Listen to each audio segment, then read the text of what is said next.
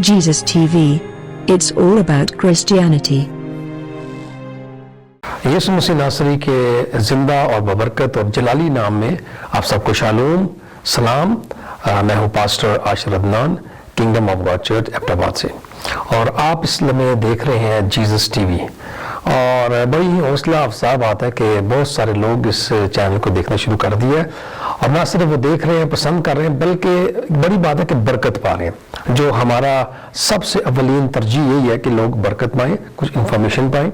और बेशक हम सब मिलकर बाइबल के स्टूडेंट हैं। अगर आप चाहते हैं किसी भी और टॉपिक के बारे में, तो ज़रूर कमेंट या इनबॉक्स में ज़रूर अपने कमेंट्स करें।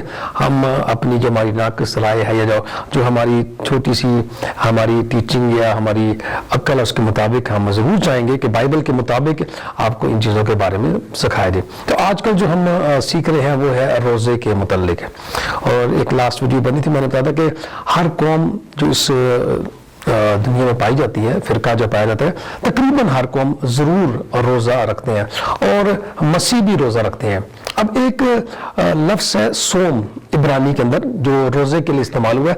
इसका मैं लफ्ज़ी मतलब आपको बता दूं। इसका लफ्ज़ी मतलब ये है कि रूहानी मकसद हासिल करने के लिए अपनी जान को दुख देना। अब दुख देने का मतलब है कि जान को दुख देने का मतलब है कि ना कुछ खाना कुछ अरसे के लिए और ना कुछ पीना। ये इस रोजे का लफ्ज़ी मतलब है जो इब्रानी के अंदर दर्ज है।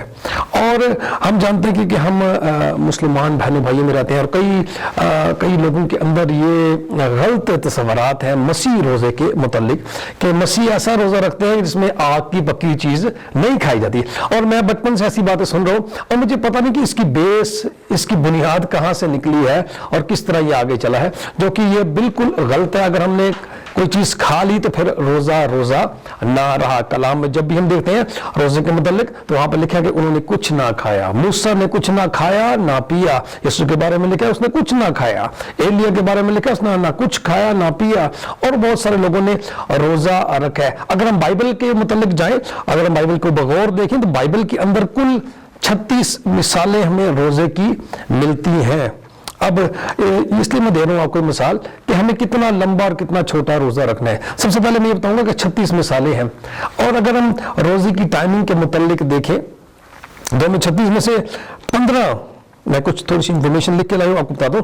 15 मिसालें ऐसी हैं जहां पर हमें कोई मुद्दत नहीं लिखी कि सुबह रखा शाम को खोल दिया, ये शाम को रखा। और 8 मिसालें ऐसी हैं जहां पर एक दिन के रोजे का जिक्र है, और 3 मिसालें ऐसी हैं जहां पर 3 दिन के रोजे का जिक्र है, और 5 मिसालें ऐसी हैं जहां पर 40 दिन के रोजे का भी जिक्र है, और 2 मिसालें ऐसी हैं जहां पर 7-7 दिन के रोजे रखे गए हैं, और एक मिसाल 14 दिन का रोजा है और 21 दिन का रोजा है। एक जगह पर एक रात के रोजे की भी जिक्र हमें बाइबल में मिलता है। इससे इन सब मिसालों से ये पता लगता है कि खुदा के नजदीक वक्त की अहमियत नहीं है कि कितने लंबा रोजा रख रहे हैं, कितना छोटा रोजा रख रहे हैं।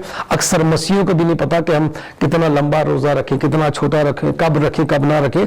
तो अब खुदा के नजदीक जो हमारे रोजे की नीयत है, जो रोजे का मकसद है, वो बड़ा जरूरी है, और रहनुमाई बड़ा जरूरी है कि हमने खुदा की रहनुमाई के मुताबिक रोजा रखना है।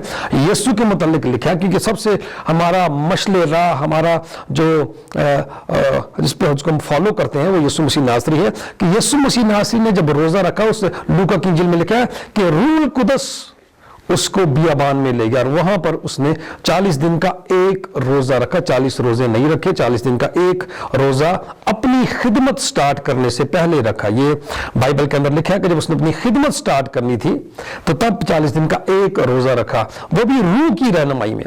तो रूह की रहनुमाई में आप रोजा रख सकते हैं। मैंने पहले बताया था, योएल की किताब में लिखा है कि रोजे के लिए एक दिन मुकद्दस कर लो। और जिस तरह हमने इतवार हमारा दिन मुकद्दस है दुआ के लिए, बंदगी के लिए, तो रोजे के लिए भी हमें हफ्ते में एक दिन मुकद्दस कर लेना है। और दानियल ने जब रोजा रखा, तो 21 दिन जब उसका मकसद पूरा हो गया, फरिश्ता आ गया, उसने रोजा खोल लिया। दाऊद ने अपने बेटे के लिए रोजा रखा, और जब उसका बेटा मर गया तब उसने रोजा खोल लिया। ये नहीं लिखा कि शाम के वक्त रोजा खोल लिया, सुबह के वक्त रोजा खोल लिया। आस्तर और उस पूरी कौम ने 3 दिन का रोजा रखा। जब उनका मकसद पूरा हो गया, फतह खुदा के लोगों को मिल गई, रोजा खोल लिया गया। एक हवाला दूंगा क्योंकि हमें बाइबल से सीखना चाहिए। एबार 23 बाब और उसकी 27वीं से 32वीं आयत में लिखा हुआ है, شام سے اگلی شام تک کے روزے کا ڈیوریشن بھی دی ہوئی ہے کہ آپ ایک شام کو رکھیں روزہ اور پھر اگلی شام کو جا کے روزہ کھولیں.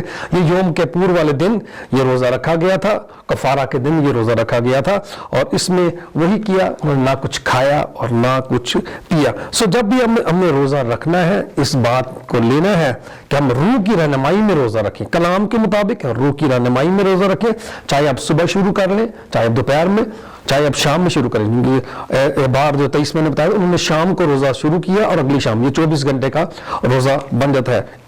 12 گھنٹے کا بھی روزہ میں نے بتایا کہ ایک دن کا روزہ رکھا گیا, ایک رات کا روزہ رکھا گیا, 7 دن کا روزہ رکھا گیا. تو مختلف ٹائمنگ ہے, لیکن اس میں خدا ہمارے دل کو دیکھنا چاہتا ہے کہ ہمارا دل کتنا صاف, ہمارا مقصد کتنا صاف ہے, ہماری نیت کیا اور ہم کیا چاہتے ہیں. روزہ ہمیشہ خدا کا مقصد پورا کرنے کے لیے, کیونکہ ہم زمین پر خدا کی ایلچی ہیں, خدا کے شاگرد ہیں, خدا کے ڈسائپل ہیں. سو خدا اپنا مقصد ہمارے وسیلے سے پورا کرنا چاہتا ہے. سو ایسا روزہ رکھے جس کے بارے میں عیسائی کہتا ہے کہ زنجیریں ٹوٹے, لوگ توبہ کریں, لوگ نجات پائیں. تو خدا آپ کو برکت دے اور سچا اور روحانی روزہ رکھنے کا فضل دے. So God bless you, keep watching Jesus T V.